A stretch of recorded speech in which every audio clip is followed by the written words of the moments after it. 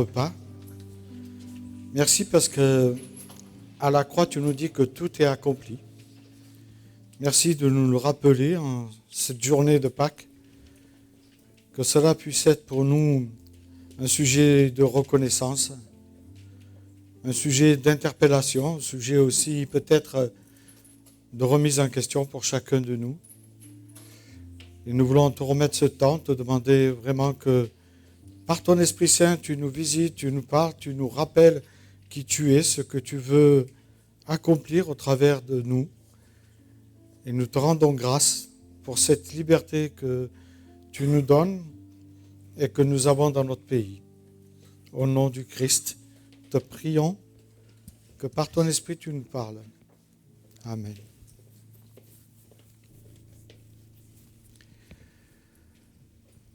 On est toujours heureux de se retrouver pour cette période de Pâques où nous pouvons célébrer cette résurrection de celui qui nous donne la vie. Et nous vous disons la bienvenue à tous ceux et celles qui viennent pour la première fois, qu'ils soient des visiteurs, qu'ils soient des curieux. Sentez-vous chez vous dans cette maison que Dieu nous alloue justement pour nous retrouver ensemble, pour écouter sa parole, pour savoir aussi ce que Dieu a à nous dire au travers de celle-ci. Et en cette période de Pâques, j'ai oublié mes lunettes. Alors, c'est pas bon. Je vais... Mon épouse est là. En cette période de Pâques, il est toujours difficile de prendre un texte qu'on n'a pas lu, parce qu'on les a lus et relus, surtout en 30 ans de ministère. Mais il y a un texte qui m'a particulièrement interpellé et que je lirai avec vous. Mais d'abord, je voudrais savoir si vous avez entendu parler de ce général Wellington. Alors, Wellington, c'est celui qui a remporté cette fameuse bataille de Waterloo. C'est un Anglais qui a vaincu Napoléon Bonaparte dans sa destinée, dans cette belle destinée qui pensait gagner toutes les batailles.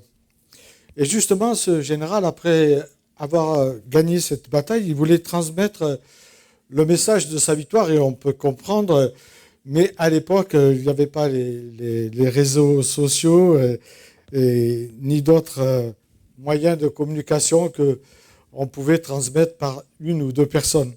Mais lui, il a eu cette idée sur son bateau, de son bateau, d'annoncer cette bonne nouvelle. Mais on est en Angleterre, et malheureusement, en Angleterre, il n'y a pas tant de soleil comme chez nous, et il y avait du brouillard. Et le bateau ne pouvait pas accoster, donc il était un peu au large, mais il avait fait écrire sur le bateau. Pour transmettre cette nouvelle, il avait écrit en grosses lettres, et les gens voyaient sur le rivage, qui était sur le rivage, voyaient à travers le brouillard, et ils avaient du mal à lire ce qui était écrit. Et ils ont lu, la première phrase qu'ils ont lue, c'est celle qui va être projetée. C'est pas celle-ci. Mais peut-être qu'il était chrétien, je ne sais pas. Wellington vaincu. Alors bien sûr, on peut comprendre la foule qui est émue parce qu'elle s'attendait à une autre réponse de sa part. Pour eux, c'était la catastrophe. En fait, c'était la défaite contre Bonaparte. Notre général en chef a été vaincu par Bonaparte, comme beaucoup d'autres. Et aussitôt, vous savez, le téléphone arabe, ça circule bien, même en Angleterre. Il n'y a pas que dans les pays orientaux. Et donc, la nouvelle s'est transmise un peu partout. Elle s'est répandue dans tout le pays. Et les gens étaient abattus, tristes, parce que justement, ils pensaient que la victoire n'avait pas eu lieu. Et le lendemain matin, comme ça arrive, le brouillard avait disparu. Et là, sur le rivage, les gens ont pu lire le message correctement.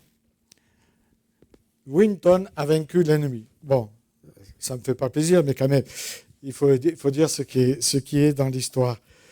Donc les gens, ils sont passés de la tristesse à la joie, et c'est ça qui est extraordinaire. D'une défaite qu'ils croyaient avoir eue, à une victoire. Et la nouvelle s'est répandue bien sûr en Angleterre encore plus vite que la première fois. Et tout s'est renversé en fait dans leur esprit. La tristesse s'est changée en joie. Et il y avait cette incroyable espérance. En fait, ils sont passés du désespoir à l'espérance. Et c'est pour cela que je vais lire le texte de 1 Corinthiens 15, qui est un texte où justement l'Église se pose des questions sur la résurrection. Certains disent on va ressusciter, d'autres disent on va ressusciter juste à un esprit, d'autres ils disent non, la résurrection n'a pas lieu. Et justement, l'apôtre Paul va aller voir cette église de Corinthe et leur transmettre ce message de la part de Dieu. Et qui nous transmet à nous aussi et que nous voulons prendre comme argent comptant de la part de Dieu. Et ça commence comme cela. Je vous le rappelle, frères et sœurs, l'évangile que je vous ai annoncé, que vous avez reçu et dans lequel vous tenez ferme, c'est aussi par lui que vous êtes sauvés, si vous le retenez ou si vous le gardez dans les termes où je vous l'ai annoncé. Autrement, votre foi aurait été inutile ou vaine. Je vous ai transmis avant tout le message que j'avais moi-même reçu. Christ est mort pour nos péchés, conformément aux Écritures. Il a été enseveli, il est ressuscité le troisième jour, conformément aux Écritures. Ensuite, il est apparu à Céphas, puis aux 12. Après cela, il a été vu à plus de 500 frères et sœurs à la fois, dont la plupart sont encore vivants et dont quelques-uns sont morts. Ensuite, il est apparu à Jacques, puis à tous les apôtres. Après eux tous, il m'est apparu à moi-même comme un enfant né hors thème, ou avorton suivant la traduction. En effet, je suis le plus petit des apôtres et je ne mérite même pas d'être appelé apôtre parce que moi-même j'ai persécuté l'Église de Dieu.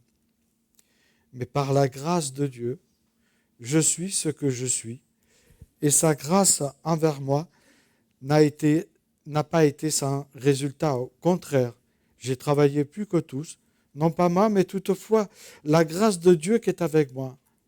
Ainsi donc, que ce soit moi ou que ce soit eux, voilà le message que nous prêchons, et voilà aussi ce que vous avez cru. Or, si l'on prêche que le Christ est ressuscité, comment quelques-uns parmi vous peuvent-ils dire qu'il n'y a pas de résurrection des morts ? Mais s'il n'y a pas de résurrection des morts, Christ non plus n'est pas ressuscité. Et si Christ n'est pas ressuscité, alors notre prédication est vide et votre foi aussi. Il se trouve même que nous sommes des faux témoins vis-à-vis de Dieu, puisque nous avons témoigné contre Dieu qu'il a ressuscité le Christ. Or, il ne l'a pas fait si les morts ne ressuscitent pas. En effet, si les morts ne ressuscitent pas, Christ non plus n'est pas ressuscité. Or, si Christ n'est pas ressuscité, votre foi est inutile, elle est vaine. Vous êtes finalement encore dans vos péchés. Et par conséquent, ceux qui sont morts en Christ sont aussi perdus. Si c'est pour cette vie seulement que vous espérez en Christ, nous sommes et vous êtes le plus à plaindre de tous les hommes. Mais en réalité, Christ est ressuscité, précédant aussi ceux qui sont morts. En effet, puisque la mort est venue à travers un homme, c'est aussi à travers un homme qu'est venue la résurrection des morts. Et comme tous meurent en Adam, de même aussi tous revivront en Christ. Mais chacun a son propre rang. Christ en premier, puis ceux qui appartiennent à Christ lors de son retour. Ensuite viendra la fin, quand il remettra le royaume à celui qui est Dieu le Père, après avoir anéanti toute domination, toute autorité, toute puissance. En effet, il faut qu'il règne jusqu'à ce qu'il ait mis tous ses ennemis sous ses pieds. Le dernier ennemi qui sera anéanti, c'est la mort. Dieu a en effet tout mis sous ses pieds. Voilà un passage de l'apôtre Paul qui nous invite justement à nous rappeler qu'il y a bien la résurrection. Et la résurrection, on peut dire qu'elle a changé beaucoup de choses, en tout cas dans ma propre histoire, et j'espère que dans votre histoire à vous aussi, elle a changé beaucoup de choses. Même, on pourrait dire qu'elle a changé l'histoire de notre humanité. Mais il faudrait un peu plus de temps pour en parler. Et je me suis posé la question, pourquoi la résurrection a changé ma propre histoire? Et j'espère que vous pouvez aussi, vous aussi, vous poser cette question. Et premièrement, parce qu'elle a changé mon passé en me donnant une nouvelle identité en Christ.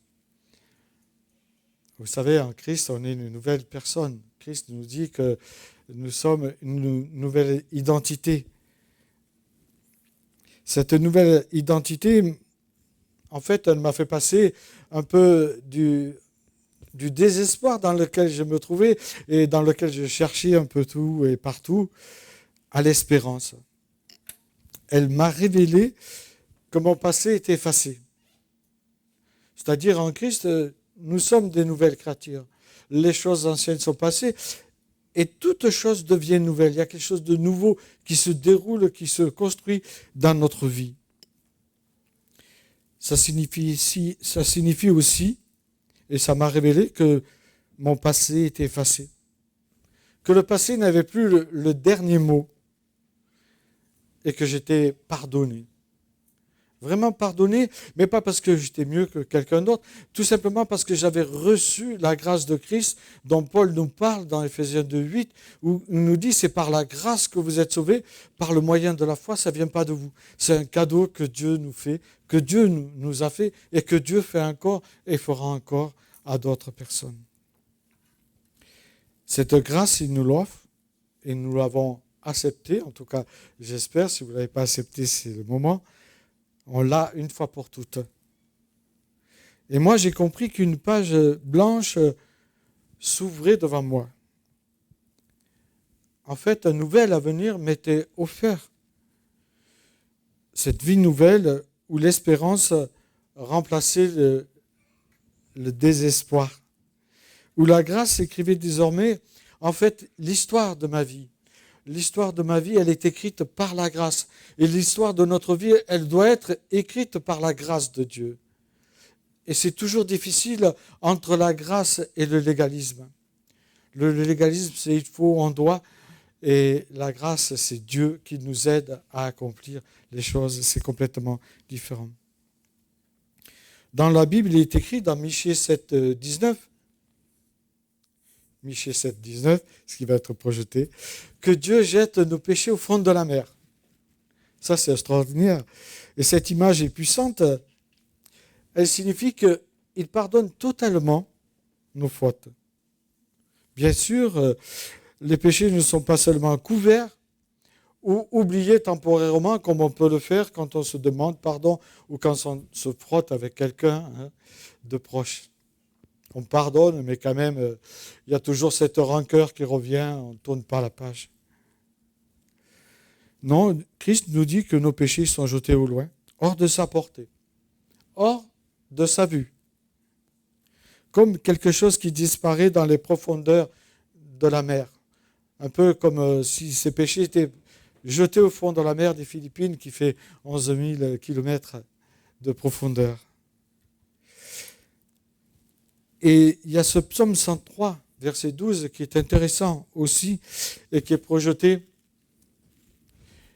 Il met entre nous et nos mauvaises actions autant de distance entre l'Est et l'Ouest. Donc voilà, ça signifie que Dieu met une distance entre ce qu'on a fait.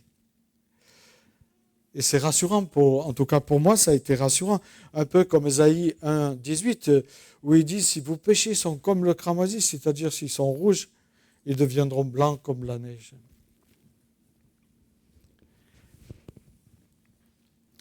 Et dans Ésaïe 43, verset 25, nous pouvons encore retrouver des passages qui nous rappellent, mais je prends sur moi de pardonner tes révoltes et de ne plus garder le souvenir de tes fautes.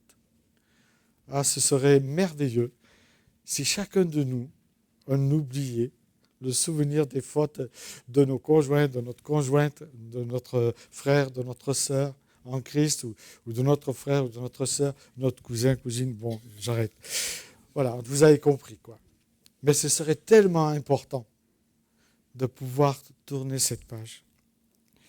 Bien sûr, Dieu nous invite à confesser nos péchés, et c'est à partir de là que nous comprenons que nous sommes pardonnés, comme le dit la première lettre de Jean au verset 9, si nous confessons nos péchés. Donc il y a ce désir de reconnaître ce qu'on a fait. Dieu est fidèle et juste pour nous pardonner et nous purifier. Il n'est plus question pour moi de les traîner derrière moi comme un boulet. Vous savez, comme le faisait Chrétien dans l'histoire du voyage du pèlerin, vous l'avez lu? C'est pour les enfants, mais c'est aussi pour les adultes. C'est assez intéressant. John Bunyan, qui était en prison pour sa foi, un anglo-saxon, et donc il a écrit ce livre pour nous montrer que parfois, on va à la croix, on apporte tout ce qui nous pèse. Il a un sac, et donc il vide son sac, mais avant de repartir, il remplit son sac et il repart avec. En fait, quoi, il ne croit pas qu'il est pardonné. Et parfois, ça peut être ça. On a tellement fait des choses profondes qu'on se dit on ne peut pas être pardonné. Mais non, Dieu nous dit qu'on peut être pardonné à partir du moment où nous confessons. En Christ, mon ancienne vie appartient au passé. Mes anciens péchés ils ne peuvent plus me culpabiliser. En tout cas, ils ne doivent plus me culpabiliser. Puisque je suis une nouvelle créature, couverte par le sang de Jésus-Christ. Et c'est Marcel Bongou qui a un chant couvert par le sang de l'agneau. Mais vous pourrez l'apprendre. Oui. Moi, je ne vais pas vous le faire chanter maintenant. Parce qu'il est un peu compliqué. Voilà, on est couvert par le sang de la croix. Et ça, c'est formidable. Et deuxièmement, sa résurrection, en fait, elle a transformé pas seulement mon passé, mais mon présent. Et ça, c'est formidable. Le présent a changé pour moi. Beaucoup de choses ont changé. Puisque mon passé était effacé, ça a transformé ma nouvelle vie, entre guillemets, parce qu'il est vivant.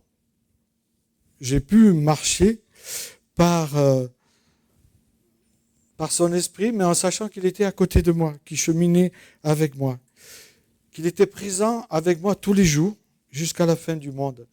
Comme il le dit dans Matthieu 28 au verset 20, Christ est présent avec nous jusqu'à la fin. Et il y a d'autres passages qui nous disent que Dieu garde notre départ, mais aussi notre arrivée. Et donc ça, c'est formidable de savoir qu'une fois qu'on a donné sa vie à Christ, eh bien, il garde notre départ et notre arrivée. Et puis, il agit tous les jours par son esprit dans notre vie. Il peut nous convaincre de quelque chose qui ne va pas, puisque l'esprit nous dit qu'il nous convainc de péché, de justice, de jugement. Mais à partir du moment que nous confessons, nous sommes pardonnés. Il nous dit dans ce monde présent dans lequel il nous fait plonger, qu'il est notre consolateur. Et ça, c'est beau parce que les disciples se sentaient perdus sans le Christ. Et justement, il leur dit qu'il leur enverra le consolateur que nous retrouverons à la Pentecôte. Le consolateur qui va être leur avocat, leur défenseur. Mais le mot consolateur signifie, dans le grec, c'est un paraclet, c'est comme un parapluie pour nous protéger. En fait, il vient prendre vie en nous et nous encourager, nous exhorter à aller de l'avant, à regarder à lui plutôt qu'à notre monde qui, malheureusement, parfois, n'est pas très beau à voir. Mais aussi, ce consolateur, il peut apaiser nos craintes que nous pouvons avoir. Il peut nous remplir de l'espérance de la résurrection. Et c'est sa fonction au Saint-Esprit aussi de nous montrer que nous pouvons porter des fruits. Dans Galates chapitre 5, versets 22 à 23, il est question du fruit de l'Esprit qui comporte 9 vertus. Elles sont écrites là. L'amour, la joie, la paix, la patience, la bienveillance, la bonté, la fidélité. Et Dieu veut travailler à nous ces vertus-là, afin que nous marchions à ses côtés et comme lui l'entend. Sa résurrection nous donne la force de vivre différemment, de lutter avec son aide contre les péchés, de marcher dans une nouvelle direction. Comme le dit l'Épître aux Romains au chapitre 6, verset 4, nous sommes appelés à marcher en nouveauté de vie. Cette rencontre avec le Christ ressuscité, je peux dire qu'elle a transformé ma vie et qu'elle doit transformer nos vies, cette rencontre. Elle a transformé la vie des témoins de Jésus-Christ, de la peur. Ils sont devenus téméraires et elle va continuer à transformer ceux et celles qui vont nous précéder. Dieu ne se prouve pas, il se rencontre. Et parfois, on veut à tout prix prouver Dieu à des personnes. Mais non, l'Esprit nous dit que c'est lui qui nous convainc. Et Serge Tarasesco, cet astrophysicien, dit que Dieu, on peut l'expliquer, on peut vous montrer que Dieu existe, que la résurrection, c'est des faits historiques, etc. Mais si vous ne l'avez pas rencontré, ça ne changera rien dans votre vie. Vous allez tomber dans un légalisme, dans un je dois, il faut, dans une religiosité qui n'est pas celle dans laquelle Dieu veut que nous rentrions. La résurrection n'est pas seulement un événement du passé, elle est une puissance vivante qui agit dans notre présent pour transformer notre cœur, pour transformer nos pensées, notre façon de vivre, notre façon de voir les choses. Elle touche enfin l'esprit, l'âme et le corps. Et dans 1 Corinthiens 15, c'est ce que Paul veut dire, la résurrection, elle touche aussi l'esprit, l'âme et le corps. Et troisièmement, sa résurrection transforme l'avenir, notre avenir. Elle est une certitude et les prémices de notre résurrection. Elle me rappelle que je suis simplement un voyageur sur cette terre. Un pèlerin, comme dit Pierre, dans Pierre 2,11, il dit qu'on est des pèlerins sur cette terre. Vous voyez ? Donc notre voyage, il peut être plus court pour les uns que pour d'autres. Mais tôt ou tard, nous savons que nous devons quitter ce monde. Et Paul nous rappelle pour que nous soyons conscients que nous sommes de passage. Et l'Ecclésiaste nous rappelle cela. Il nous dit que vanité des vanités, en fait, il prend le mot hébreu, bel des belles. Ça rappelle Abel aussi, c'est celui qui passe. Et bel, c'est le nuage, en fait, dans l'hébreu. C'est quelque chose qui passe. Notre vie, elle est comme un nuage. Bon, ça fait pas toujours bon à entendre, mais bon, c'est la réalité. Donc, on est de passage. Et ce passage sur terre nous aide justement à marcher en nouveauté de lui, de vie avec lui.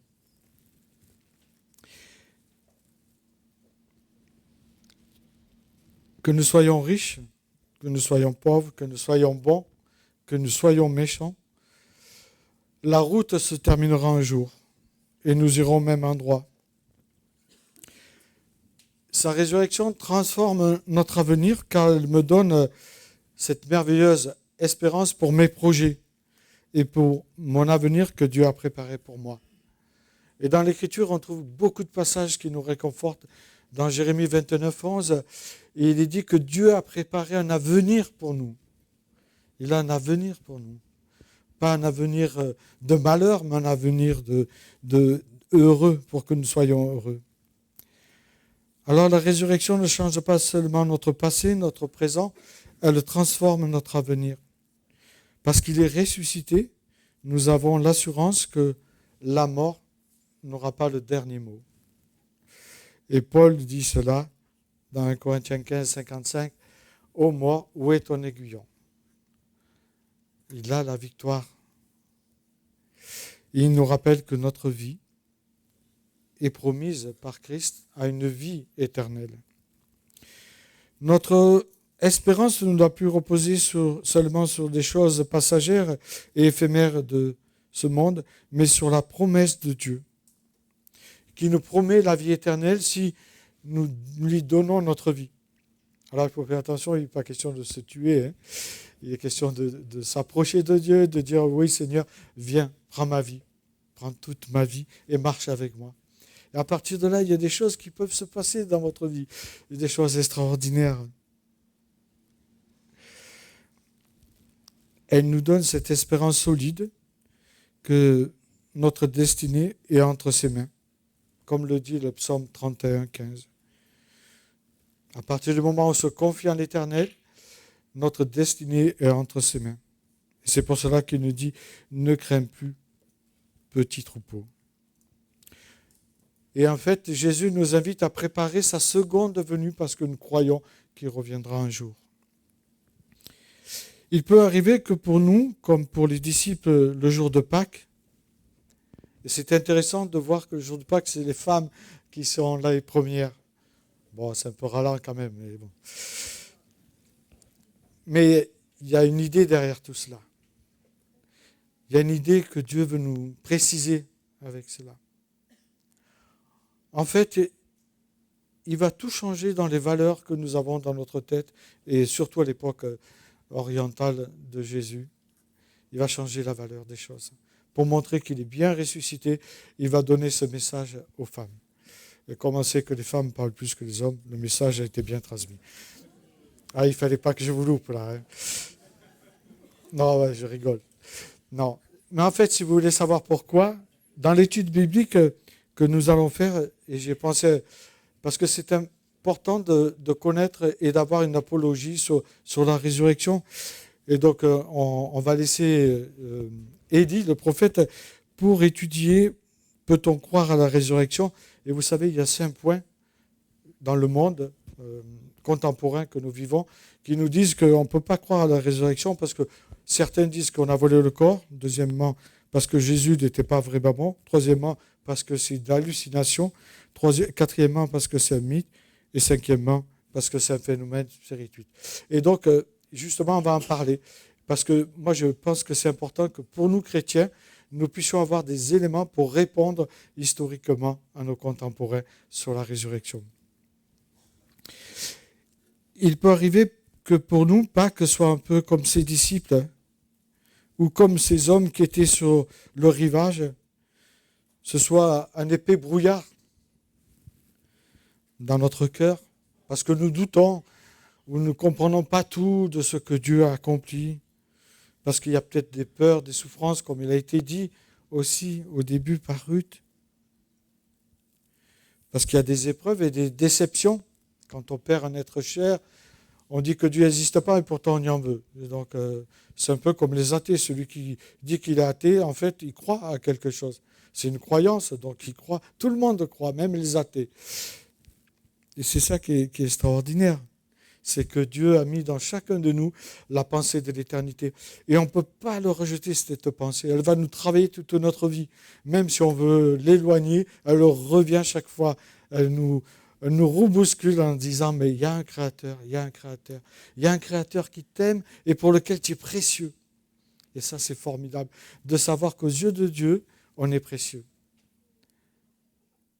Alors que bien souvent, on a peut-être entendu des choses qui n'étaient pas terribles dans notre enfance ou jeunesse. Dieu ne se prouve pas, il se rencontre. Et on a besoin de le rencontrer personnellement. Et dans le ministère de Jésus, nous voyons qu'au milieu de la foule, il va choisir des personnes. Parce que c'est le temps, c'est le moment.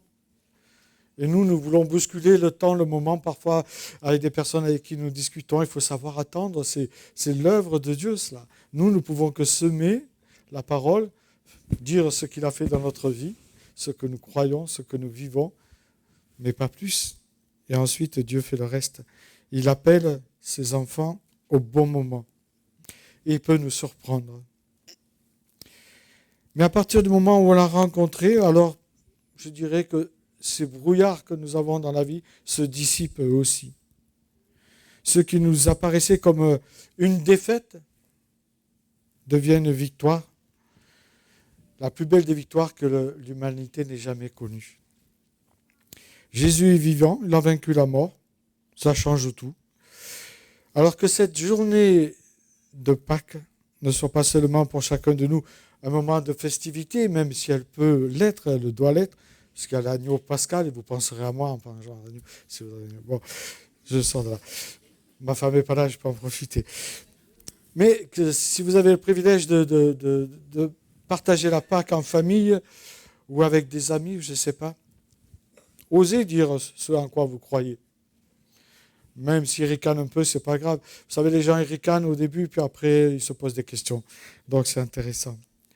Donc, ces moments de festivité ne sont pas seulement un temps de festivité, mais un temps de profonde réflexion. Pour nous, premièrement, mais aussi peut-être si ça se présente, sur ce que représente Pâques pour nous. Nous pouvons vraiment nous poser la question, qu'est-ce que représente Pâques pour moi? Qu'est-ce que Pâques a changé dans ma vie? Ou qu'est-ce qu'elle peut changer dans ma vie? Est-ce que nous croyons qu'elle peut effacer le passé? Est-ce que nous croyons qu'elle peut prendre à même mon avenir et mon présent? Mais bien sûr, Dieu nous le dit. La résurrection, il nous dit, elle change notre passé, elle transforme notre présent et garantit notre avenir. Il est ressuscité. Oh, oh, oh. Bon, les amis, c'est pas bon. On va se lever et on va dire, il est vraiment ressuscité. Christ est ressuscité. Et au fond là-bas, vous qui parlez là, Christ est ressuscité. Non, c'est pas un mince, il est vraiment ressuscité. Voilà, et nous allons chanter. C'est pour ça que je vous ai demandé de vous lever, parce qu'on se lève devant le roi des rois, le Seigneur des seigneurs. Nous allons chanter le chant. Il est sorti du tombeau. Il est sorti du tombeau. Donc c'est un chant dynamique.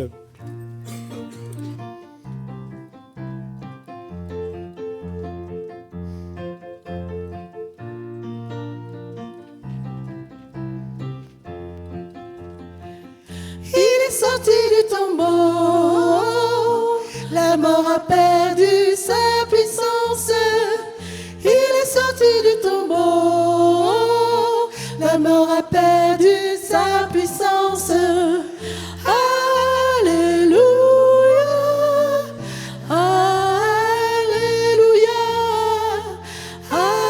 Alléluia,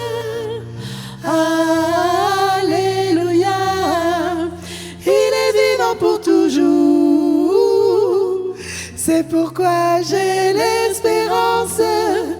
Il est sorti pour toujours, c'est pourquoi j'ai l'espérance.